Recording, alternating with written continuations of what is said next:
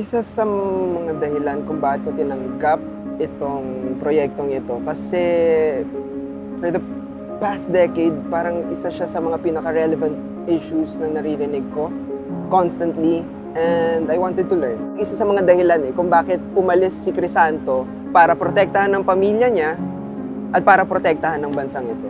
Napakahirap nun para sa isang tao, 'di ba? Iwanan ng pamilya mo. Kaya yung respeto ko sa AFP, sa ating mga scout ranger, sa ating mga sundalo, sobrang through the roof dahil napakasakit nun. Hindi mo alam kung kailan ka makakauwi, kung makakauwi ka pa ba.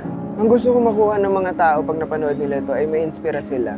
Ma-learn kung ano talaga at kung gaano ka-importante sa bansa at sa mga susunod na henerasyon ang West Philippines. Marami tayong pwedeng makuha doon. Sustenance for the Filipino people, energy, natural resources like oil, gas.